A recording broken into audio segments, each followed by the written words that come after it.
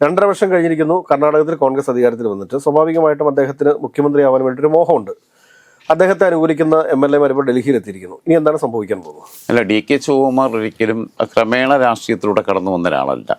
Money power കൊണ്ട് പൊളിറ്റിക്സിലേക്ക് എത്തിയ ഒരാളാണ്. പുള്ളിയെ സംബന്ധിച്ചിടത്തോളം പുള്ളിക്ക് ജീവിതത്തിൽ ഒരിക്കലും BJP ആയിട്ട് കോംപ്രമൈസ് ചെയ്യില്ല. കർണാടക ശരിക്കും പറഞ്ഞാൽ കഴിഞ്ഞ തവണ കോൺഗ്രസിന് കിട്ടാൻ പോകുന്നൊന്നായിരുന്നില്ല.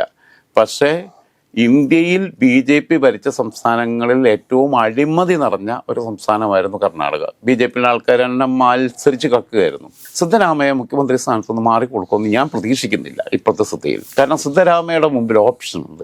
DK ശിവകുമാറിന് മുമ്പിൽ വേറെ ഓപ്ഷൻ ഇല്ല.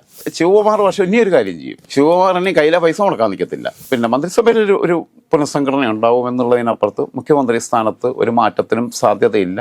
പോയവരൊക്കെ ഡൽഹിയിൽ പോയിട്ട് ഇങ്ങോട്ട് തിരിച്ചു വരേണ്ടി വരും. ഡൽഹിയിൽ പോയി കഴിഞ്ഞാലും ആരെയും കാണാനൊന്നുമില്ല. അവിടെ പ്രത്യേകിച്ച് കാണുന്നവർക്ക് പ്രത്യേകിച്ച് തീരുമാനം എടുക്കാനുമില്ല. രാജൻഭായ് നമസ്കാരം. നമസ്കാരം. കർണാടകയിലെ കോൺഗ്രസിന്റെ കരുത്തനായ MLA ആണ്, അല്ല ഇന്ത്യയിലെ തന്നെ കോൺഗ്രസിന്റെ ഒരു കരുത്തനായ ഒരു നേതാവാണ് DK ശിവകുമാർ എന്നുള്ള കാര്യത്തിൽ ആർക്കും സംശയമൊന്നുമില്ല. 2.5 വർഷം കഴിഞ്ഞിരിക്കുന്നു കർണാടകത്തിൽ കോൺഗ്രസ് അധികാരത്തിൽ വന്നിട്ട്. സ്വാഭാവികമായിട്ടും അദ്ദേഹത്തിന് മുഖ്യമന്ത്രിയാവാൻ വേണ്ടിയൊരു മോഹമുണ്ട്. അദ്ദേഹത്തെ അനുകൂലിക്കുന്ന MLA മാർ ഇപ്പോൾ ഡൽഹിയിലെത്തിയിരിക്കുന്നു. ഇനി എന്താണ് സംഭവിക്കാൻ പോകുന്നത്? അല്ല, DK ശിവകുമാർ ഒരിക്കലും ക്രമേണ രാഷ്ട്രീയത്തിലൂടെ കടന്നു വന്ന ഒരാളല്ല. മണി പവർ കൊണ്ട് പൊളിറ്റിക്സിലേക്ക് എത്തിയ ഒരാളാണ് ശരിക്കും പറഞ്ഞു കഴിഞ്ഞാൽ. അങ്ങനെ എത്തിയൊരു കക്ഷിയാണ്.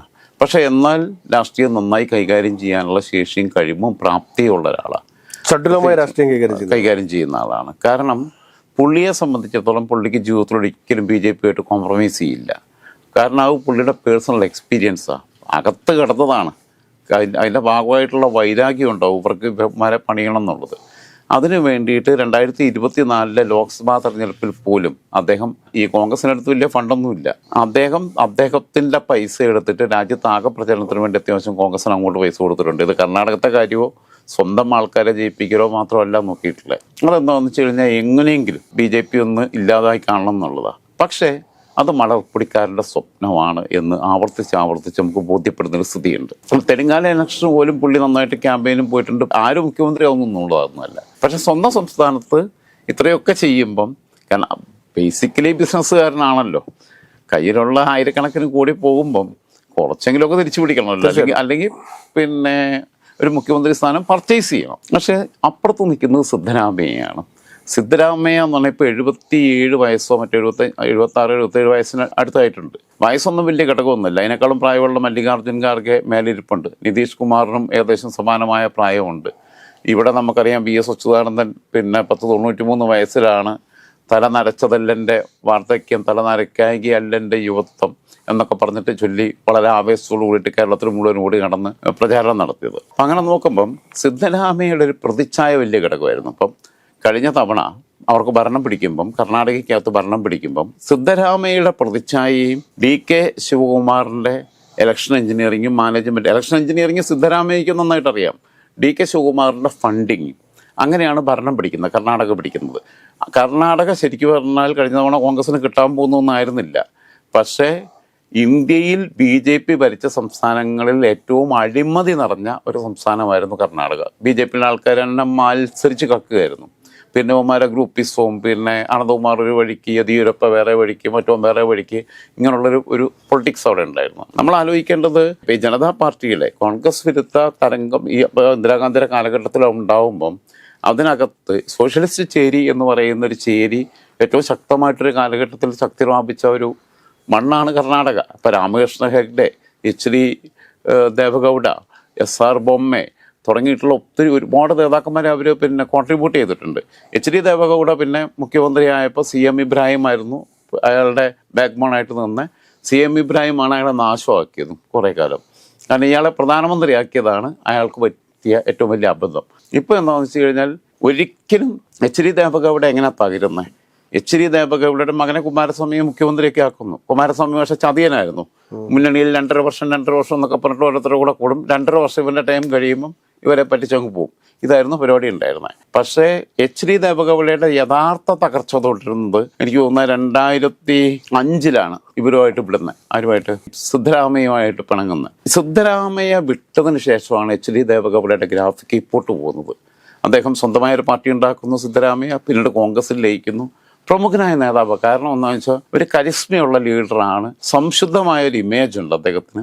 ആ ഇമേജ് പ്രതിച്ഛായ വലിയ ഘടകമാണ് അത് അദ്ദേഹത്തിനെതിരെ. പണ്ട് ഈ MLA-മാരെ കൊണ്ടേ ഓരോ റിസോർട്ടിൽ താമസിപ്പിക്കുക, രാജ്യത്തിന് പുറത്തു വരെ കൊണ്ടേ താമസിപ്പിച്ച ചരിത്രം നമുക്കുണ്ട്, ഈ മുഖ്യമന്ത്രി സ്ഥാനത്തിന് വേണ്ടിയിട്ടും കൂറുമാറ്റം ഒഴിവാക്കാനും ഒക്കെ. പക്ഷേ ഇപ്പം DK ശിവകുമാർ നടത്തുന്ന ഒരു ശ്രമം എന്ന് പറഞ്ഞാൽ 2.5 വർഷം എന്ന് പറഞ്ഞ ഒരു ധാരണ ഉണ്ടായിരുന്നു എന്നാണ് പുള്ളി പറയുന്നത്. പക്ഷെ പാർട്ടി ഔദ്യോഗികമായിട്ട് സ്ഥിരീകരിച്ചിട്ടില്ല. KC വേണുഗോപാൽ ഉൾപ്പെടെയുള്ള നേതാക്കന്മാരുമായിട്ട് DK ശിവകുമാർ നല്ല ബന്ധം വെച്ച് പുലർത്തുന്നത് തന്നെയാണ്, അതിനകത്തൊന്നും സംശയമില്ല. പക്ഷേ ഇയാൾ സമ്മതിക്കുന്നില്ല. സിദ്ധരാമയ്യ പറയുന്ന അങ്ങനെ ഒരു എഗ്രിമെന്റ് ഇല്ലായിരുന്നു. ക്യാബിനറ്റിനകത്തൊരു ഷഫ്ലിംഗ് നടത്താം, ഒരു മന്ത്രിസഭാ പുനഃസംഘടന നടത്താം, 2 വേക്കൻസി അവിടെയുണ്ട്. അപ്പം പിന്നെ വേണമെങ്കിൽ ശിവകുമാർ പറയുന്ന രണ്ടുപേരെ വേണമെങ്കിൽ അക്കോമഡേറ്റ് ചെയ്യുമായിരിക്കും. അങ്ങനെ അദ്ദേഹം പറഞ്ഞിട്ടില്ല. ഞാൻ പറയുന്നത് ഒരു ഫോർമുല അത് മാത്രമായിരിക്കും വെക്കുക, അല്ലെങ്കിൽ ഇനിയും വേണമെങ്കിൽ 2 പേരെയും കൂടെ കൂട്ടാം എന്നുള്ളത് പറയുമായിരിക്കും. സിദ്ധരാമയ്യ മുഖ്യമന്ത്രി സ്ഥാനത്ത് നിന്ന് മാറിക്കൊടുക്കുമെന്ന് ഞാൻ പ്രതീക്ഷിക്കുന്നില്ല ഇപ്പോഴത്തെ സ്ഥിതിയിൽ. കാരണം സിദ്ധരാമയ്യയുടെ മുമ്പിൽ ഓപ്ഷനുണ്ട്, DK ശിവകുമാറിന് മുമ്പിൽ വേറെ ഓപ്ഷനില്ല. DK ശിവകുമാർ നിന്നെയും കൊന്നിട്ട് ഞാനും ചാകാം എന്നുള്ള ഒരഭിപ്രായത്തിലേക്ക് പോകുക എന്നല്ലാതെ ആത്മഹത്യാപരമായ തീരുമാനം എടുക്കുക എന്നല്ലാതെ പുള്ളിക്കൊന്നും കഴിയത്തില്ല. പുള്ളിക്ക് ഒരിക്കലും BJP ആയിട്ട് കൈ കൊടുക്കാൻ പറ്റത്തില്ല. കാരണം അത് അങ്ങേയറ്റത്തെ ശത്രുതയാണ്. പുള്ളി ജയിലിൽ പോയതാണ്, ഒക്കെയാണ്, അവർ നോക്കിയിരിക്കുകയാണ്. അവർക്കറിയാം തെലങ്കാന പിടിച്ചു കൊടുത്തത് DK ശിവകുമാർ ആണെന്നറിയാം. അവർക്കറിയാം കേരളത്തിൽ വേണ്ട സഹായങ്ങൾ DK ശിവകുമാർ ചെയ്തിട്ടുണ്ടെന്നുള്ളത്. ഇന്ന് ഇന്ത്യൻ നാഷണൽ കോൺഗ്രസിന്റെ ഫണ്ട് സോഴ്സിൽ ഏറ്റവും പ്രധാനപ്പെട്ടത് DK ശിവകുമാറാണ്. സിദ്ധരാമയ്യ ദേവഗൗഡയെ വിട്ടുപോയപ്പോൾ ദേവഗൗഡ തീർന്നു. സിദ്ധരാമയ്യക്ക് കോൺഗ്രസിനകത്തുനിന്ന് മുഖ്യമന്ത്രി സ്ഥാനത്ത് നിന്ന് മാറിയാൽ സിദ്ധരാമയ്യയുടെ കൂടെയും കൂറുമാറ്റ നിരോധന നിയമത്തിന്റെ പരിധിയിലല്ലാതെ പോകാൻ പറ്റുന്ന MLA-മാരുണ്ടാവും എന്നുള്ളതിൽ ഒരു സംശയവും വേണ്ട നമുക്ക്. സിദ്ധരാമയ്യ അപ്പുറത്ത് കൈ കൊടുക്കാൻ തീരുമാനിച്ച എന്തുണ്ടാവും BJP-യുമായിട്ട്? സിദ്ധരാമയ്യ അങ്ങനെ കൈ കൊടുത്താൽ യെദ്യൂരപ്പ ഇനിയിപ്പോൾ എന്തായാലും മുഖ്യമന്ത്രി കാൻഡിഡേറ്റ് ആയിട്ട് വരത്തില്ല. അതിന് പകരമാണ് പിന്നെ മറ്റേ വിജയേന്ദ്രയെ പിടിച്ച് പ്രസിഡന്റൊക്കെ ആക്കിയതിനെ പുള്ളിയെ വേണമെങ്കിൽ അല്ല ക്യാബിനറ്റിലേക്കൊക്കെ കൊണ്ടുപോകുന്നല്ലാതെ യെദ്യൂരപ്പ ഇനിയിപ്പോൾ അങ്ങനെ കൊണ്ടിരുത്തില്ല. പിന്നെ ഇപ്പം അവിടെ നിന്ന് എടുത്തു പറയാൻ പറ്റുന്നതെന്നാണ് അനന്തകുമാർ മരണപ്പെട്ടു. പിന്നെ ഉള്ളത് BL സന്തോഷം എന്ന് പറയുന്നത് പുള്ളി RSS ആണ്. പുള്ളിക്ക് ആഗ്രഹമുണ്ട് കർണാടകയുടെ മുഖ്യമന്ത്രിയാവാൻ. പക്ഷേ RSS അതിന് വിട്ടുകൊടുക്കാൻ സാധ്യതയില്ല. കാരണം പാർലമെന്ററി രാഷ്ട്രീയത്തിലേക്ക് ഡയറക്റ്റ് അങ്ങനെ വിട്ടുകൊടുക്കാൻ സാധ്യതയില്ല. പുള്ളിയും യെദ്യൂരപ്പയും തമ്മിലുള്ള ക്ലാഷാണ് ഏറ്റവും പ്രധാനമായിട്ടുണ്ടായിരുന്നത് BJP-ക്കകത്ത് ഇന്നർ പൊളിറ്റിക്സിൽ. സിദ്ധരാമയ്യ BJP-യുമായിട്ട് കൈ കൊടുക്കാൻ തീരുമാനിച്ചാൽ മറ്റൊരു നിതീഷ് കുമാറായിട്ട് സിദ്ധരാമയ്യ മാറും. BJP-ക്ക് സിദ്ധരാമയ്യയുടെ പാർട്ടിയേക്കാൾ കൂടുതൽ MLA-മാരുണ്ടെങ്കിലും BJP സിദ്ധരാമയ്യക്ക് മുഖ്യമന്ത്രി സ്ഥാനവും കൊടുക്കും. BJP-ക്ക് ഉപമുഖ്യമന്ത്രി സ്ഥാനം ഒരു 2 ഡെപ്യൂട്ടി CM എന്നങ്ങ് തീരുമാനിക്കും. അങ്ങനെ തീരുമാനിച്ചാൽ കോൺഗ്രസ് തീർന്നു. ശിവകുമാർ പറ്റത്തീരും. എങ്ങനെയായാലും അവസാനം പിന്നെ ശിവകുമാർ സറണ്ടർ ചെയ്യേണ്ടി വരും എന്നുള്ളിടത്ത് തന്നെ ഞാൻ നിൽക്കുന്നത്. കാരണം 1-2 ക്യാബിനറ്റ് വിട്ടു കൊടുക്കുക എന്നുള്ള. പിന്നെ ഇവർ ദില്ലിയിലോട്ട് പോയപ്പോഴത്തേക്ക് കർണാടകക്കാരൻ തന്നെയായ AICC പ്രസിഡന്റ് മല്ലികാർജ്ജുൻ ഖാർഗെ ഉണ്ട്, അവിടെ നിന്ന് ഇങ്ങോട്ട് വരുന്നു ബാംഗ്ലൂരോട്ട്. ഇവരുടെ ഫ്ലൈറ്റ് അങ്ങോട്ട് എത്തിയപ്പോഴത്തേക്കുണ്ട് ആ പുള്ളി അടുത്ത ഫ്ലൈറ്റിന് ഇങ്ങോട്ട് വരുന്നു. ഇതൊക്കെയാണ് ഒരു അവസ്ഥ നടക്കുന്നത്. പിന്നെ ഉള്ളത് രാഹുൽ ഗാന്ധിയാണ്. രാഹുൽ ഗാന്ധി ഇപ്പം ഇന്ത്യയിലുണ്ടോ ഇല്ലയോ എന്ന് എനിക്കറിയത്തില്ല. ഞാൻ സത്യം പറഞ്ഞു കഴിഞ്ഞാൽ വൈബ്രൻ്റ് ആയിട്ടുള്ള നമ്മുടെ ഷാഫി പറമ്പിലിനെ പോലെ പിന്നെ രാഹുൽ മാങ്കൂട്ടത്തിനെ പോലെയൊക്കെ സംഘടനാ പണി എടുക്കുന്ന ഓടി നടന്നെത്തുന്ന ആൾക്കാരെ AICC പ്രസിഡന്റ് സ്ഥാനത്ത് ഷാഫിയും കൊണ്ട് നടണം, AICC ജനറൽ സെക്രട്ടറി സ്ഥാനത്ത് രാഹുലിനെ കൊണ്ട് നടണം. ഞാൻ പറയട്ടെ, ഇത്രയും ഡെഡിക്കേറ്റഡ് ആയിട്ടുള്ള കോൺഗ്രസ് പ്രവർത്തകൻ കേരളത്തിൽ വേറെ ആരോ അല്ലെങ്കിൽ ഇന്ത്യയിൽ വേറെ ആരോ ഉള്ളേ? രാഹുൽ ഗാന്ധി പോലും ആലോചിച്ച് വയ്ക്കുക. രാഹുൽ ഗാന്ധി പോലും ഒരു ഇലക്ഷൻ കഴിഞ്ഞു, അത് കഴിഞ്ഞ് 6 മാസം പുറത്തു പോയിരിക്കുക. ഒരു പാർട്ടിയുടെ ഇപ്പം പ്രാഥമിക അംഗത്വത്തിൽ നിന്ന് സസ്പെൻഡ് ചെയ്യപ്പെട്ട ഒരാൾ ഇവിടുത്തെ KPCC സെക്രട്ടറിമാർ വല്ല പണിയെടുക്കുന്നുണ്ടോ? ഇവിടുത്തെ ബാക്കിയുള്ള ഭാരവാഹികൾ പണിയെടുക്കുന്നുണ്ടോ? ഈ വർക്കിംഗ് കമ്മിറ്റി അംഗങ്ങൾ പണിയെടുക്കുന്നുണ്ടോ? പിന്നെ പ്രവർത്തക സമിതി അംഗമാണ് ശശി തരൂർ 5 വയസ്സിൽ പണിയെടുക്കുന്നുണ്ടോ? ഈ പാവം പിടിച്ച രാഹുൽ മാങ്കൂട്ടത്തിൽ ഞാൻ പാർട്ടി ഓഫീസിൽ പോകും, ഞാൻ വീട് കയറും, ഞാൻ പാർട്ടിക്ക് വേണ്ടി പണിയെടുക്കുമെന്ന് പറയുന്നത് ഇത്രയും ത്യാഗ മനസ്ഥിതിയുള്ള ചെറുപ്പക്കാരനെ AICC-യുടെ പ്രധാനപ്പെട്ട ഉത്തരവാദിത്വത്തിൽ ഏൽപ്പിക്കണം എന്നുള്ള അഭിപ്രായം ഞാൻ അതിനകത്ത് ചിരിക്കണ്ട, കളിയാക്കി പറഞ്ഞില്ല. ഞാൻ പറഞ്ഞ ആളുകളുടെ ശേഷി പിന്നെ ഉപയോഗിക്കണം എന്നുള്ളതാണ്. ശിവകുമാർ പക്ഷേ ഇനിയൊരു കാര്യം ചെയ്യും. ശിവകുമാർ ഇനി കയ്യിലെ പൈസ മുടക്കാൻ നിൽക്കത്തില്ല. എന്തു വന്നാലും ഇപ്പോഴത്തെ സ്ഥിതിയിൽ പോവുകയാണെങ്കിൽ, ഞാൻ പറഞ്ഞില്ല കേരളത്തിലെ അവസ്ഥ ഒരു മോശമാക്കുന്നു. തെലങ്കാനയിലെ കാര്യം എന്ന് പറഞ്ഞാൽ അവസാന ഘട്ടത്തിൽ ഞാൻ പഠിക്കുന്നിടത്തോളം വെച്ച് രേവന്ത് റെഡ്ഡിയും BJP-യും തമ്മിലും ഒരു ധാരണയിലേക്ക് പോകും. രേവന്ത് റെഡ്ഡി ഒരു പ്രാദേശിക പാർട്ടി ഉണ്ടാക്കും. കാരണം ഇനിയും കോൺഗ്രസ് നിന്നിട്ട് കാര്യം ഉണ്ടാവില്ല. ഇമേജ് ഉണ്ട് പുള്ളിക്ക്. ഇമേജ് ഉണ്ടായിട്ട് മാത്രം കാര്യമില്ല. കഴിഞ്ഞ നിയമസഭാ തെരഞ്ഞെടുപ്പിൽ തെലങ്കാന രാഷ്ട്രസമിതി, അത് പിന്നെ BRS ആക്കി അല്ലേ, ഭാരതീയ രാഷ്ട്രസമിതിയാക്കി. ഇപ്പം മോള് ജയിലിൽ കിടക്കുക. ജയിലിൽ നിന്ന് റിലീസായോ? ജാമ്യം കിട്ടിയോ? പുറത്തിറങ്ങിയിട്ടുണ്ടെന്ന് തോന്നുന്നു. ചന്ദ്രശേഖർ റാവുവിൻ്റെ കഥ കഴിഞ്ഞു. ചന്ദ്രശേഖർ റാവുവും കോൺഗ്രസും തമ്മിലായിരുന്നു അന്ന് ഫൈറ്റ് ഉണ്ടായിരുന്നത്. അത് കഴിഞ്ഞ് പിന്നെ ചന്ദ്രശേഖര റാവു ഏറ്റവും വലിയ നെറികളാണ് കോൺഗ്രസിനോട് കാണിച്ചത്. ചതിയനാണ്. കാരണം ആ സംസ്ഥാനം രൂപീകരിക്കുമ്പം പിന്നെ ഒരു നിലപാടിൽ നിന്ന് മാറിയിട്ട് പിന്നെ ചതിയാണ് കാണിച്ചിട്ടുള്ളത് സോണിയാഗാന്ധിയോടൊക്കെ. ഒട്ടും ക്രെഡിബിലിറ്റി ഇല്ലാത്ത ഒരു നേതാവാണ് ചന്ദ്രശേഖര റാവു. അങ്ങനെ ചന്ദ്രശേഖര റാവുവിൻ്റെ ഇവരും തമ്മിലുള്ള ഫൈറ്റിലാണ് അന്നുണ്ടായിരുന്നത്. പക്ഷെ അത് മാറിയിട്ട് ലോക്സഭാ തെരഞ്ഞെടുപ്പിലെ പാറ്റേൺ മാറി. നിയമസഭാ തെരഞ്ഞെടുപ്പിൽ കോൺഗ്രസും ബി ജെ പിയും തമ്മിലായി ഫൈറ്റ്. ബി ജെ പി കുറേ ലോക്സഭാ സീറ്റുകൾ പിടിച്ചു. അപ്പം അടുത്ത നിയമസഭാ തെരഞ്ഞെടുപ്പ് വരുമ്പോൾ കോൺഗ്രസും ബി ജെ പിയും തമ്മിലുള്ള ഡയറക്റ്റ് ഫൈറ്റാണ്.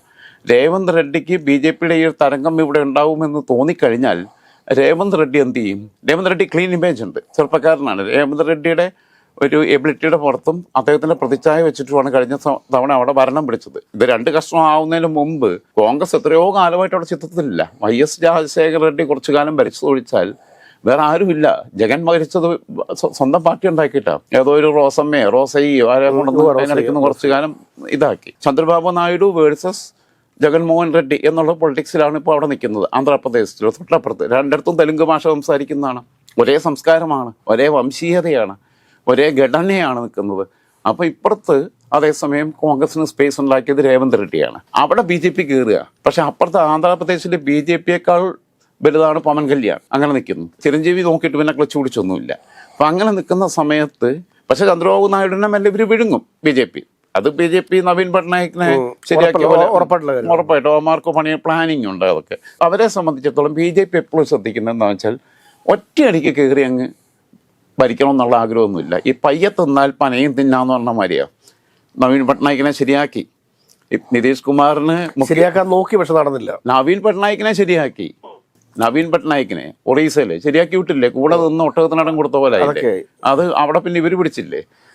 പിന്നെ നിതീഷ് കുമാറിനെ ശരിയാക്കിയില്ലെങ്കിലും നീ അവിടെ ഇരുന്നോ, വീടിൻ്റെ ഉമ്മറത്ത് കസേരയൊക്കെ ഇട്ടിട്ട് മുഖ്യമന്ത്രിയാണെന്ന് പറഞ്ഞ് അവിടെ ഇരുന്നോ. കാര്യങ്ങൾ ഞങ്ങൾ ഭരിക്കാൻ തീരുമാനിച്ചിരിക്കുന്നത് 2 ഡെപ്യൂട്ടി CM ഉള്ള നിയമസഭയിൽ ഭൂരിപക്ഷം ഉണ്ടാക്കി. ആ രീതിയിൽ ചന്ദ്രബാബു നായിഡുവിനെ മെല്ലെ മെല്ലെ വിഴുങ്ങും ഇവർ, അതിൽ സംശയമൊന്നുമില്ല. പക്ഷേ രേവന്ത് റെഡ്ഡിക്ക് കോൺഗ്രസിന് പിന്നെ ഒരു നിലനിൽപ്പ് അവതാളത്തിലാവുന്നു എന്ന് തോന്നിക്കഴിഞ്ഞാൽ, അതായത് കൈപ്പത്തി ചിഹ്നം കൊണ്ട് മുന്നോട്ട് പോകാൻ പറ്റില്ല എന്ന് തോന്നിക്കഴിഞ്ഞാൽ സ്വന്തമായൊരു പാർട്ടി ഉണ്ടാക്കുകയും ബി ജെ പിയുമായിട്ട് കൈ കൊടുക്കുകയും ചെയ്താൽ ബി ജെ പി അവിടെയും വേണമെങ്കിൽ അഡ്ജസ്റ്റ് ചെയ്യും. അവർക്ക് വേണ്ടത് കോൺഗ്രസിനെ ഇല്ലാതാക്കുക. അവർ രേവന്ത് റെഡ്ഡിയെ തന്നെ മുഖ്യമന്ത്രി സ്ഥാനാർത്ഥിയായിട്ട് അവതരിപ്പിക്കും. അവർക്ക് കൂടുതൽ സീറ്റ് കിട്ടിയാലും നിതീഷ് കുമാർ ഇരുന്ന പോലെ രേവന്ത് റെഡ്ഡി ഇരുന്നോട്ടെ, 1-2 ഡെപ്യൂട്ടി CM ഇവർക്ക്. അതേ പണി അവർ ഇവിടെ എടുക്കും. കർണാടകയിൽ കൃത്യമായി രാഷ്ട്രീയം നിരീക്ഷിക്കുന്ന സാമാന്യ ബുദ്ധിയുള്ള ആളുകൾക്ക് മനസ്സിലാകുക, സിദ്ധരാമയ്യയെ മാറ്റാൻ തീരുമാനിച്ചാൽ സിദ്ധരാമയ്യ അതോടുകൂടി കോൺഗ്രസ് തീരും. ജനതാദൾ എങ്ങനെ തീർന്നു? അപ്പോൾ ദേവഗൌഡയുടെ അവസ്ഥ എന്താ? HD കുമാരസ്വാമിക്ക് ഒരു കേന്ദ്രമന്ത്രി സ്ഥാനം ഉണ്ടെന്നല്ലാതെ വേറെന്ത് കുന്തമുള്ളേ? ഒന്നുമില്ല. അതും പണ്ടത്തെ പോലെ കക്കാൻ പറ്റുമോ? മറ്റേത് ഇവർക്കും കക്കലായിരുന്നല്ലോ പണി. അവരുടെ മുന്നണി ഘടകകക്ഷികളുടെ ക്യാബിനറ്റിൽ നടക്കുന്ന നീക്കങ്ങൾ വരെ മോണിറ്റർ ചെയ്തുകൊണ്ടിരിക്കുന്നത് PM ഓഫീസും അമിത്ഷായുമാണ്. അങ്ങനെ കാര്യമുണ്ട്.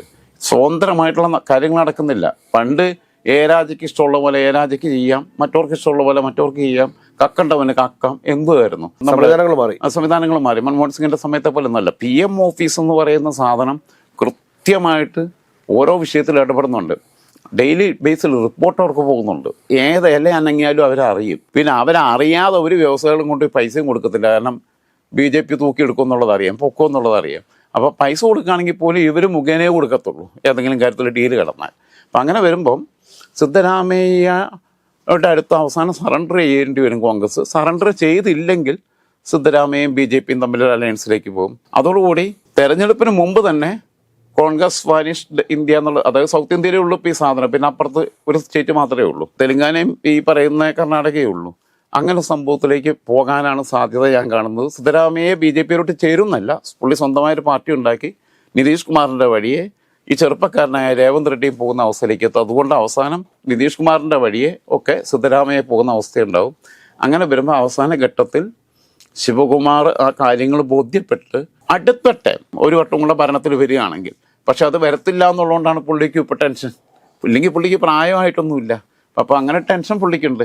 പക്ഷേ സിദ്ധരാമയ്യ ഒരു പക്ഷേ മാന്യമായിട്ട് അങ്ങനെ ശിവകുമാർ സറണ്ടർ ചെയ്യുകയാണെങ്കിൽ ഓക്കെ, ഞാനത് കഴിയുമ്പം സജീവ രാഷ്ട്രീയത്തിൽ നിന്ന് മാറി നിൽക്കാം, എൻ്റെ മോനെ പിടിച്ച് മന്ത്രിയാക്കിയാൽ മതി എന്നുള്ള യെദ്യൂരപ്പ വെച്ചിട്ടുള്ളൊരു ഫോർമുല പോലെ സംസ്ഥാന പ്രസിഡൻ്റായിട്ട് മോനെ ആക്കാം, ഞാൻ മാറി നിൽക്കാം എന്ന് പറഞ്ഞതുപോലെയുള്ള ഫോർമുലയിലേക്ക് പോകേണ്ടി വരും. അതിനപ്പുറത്തേക്ക് തൽക്കാലം ഇവിടെ ഒന്നും സംഭവിക്കാൻ പോകുന്നില്ല. കാരണം ഇദ്ദേഹത്തിൻ്റെ പ്രതിച്ഛായയാണ് ഏറ്റവും പ്രധാനപ്പെട്ടത്. മറ്റേ ആളുടെ മണി പവർ ഉണ്ട്. മണി പവറിന് BJPക്ക് ക്ഷാമമുണ്ടോ? ബെല്ലാരി പ്രദേശ് എവിടെ പോയി ഇപ്പോൾ നിങ്ങളുടെ സ്ഥിതിയുണ്ട്. അപ്പോൾ പൈസ ഇറക്കാൻ മറ്റവർക്ക് ഇഷ്ടം പോലെ ഫണ്ടുണ്ട്.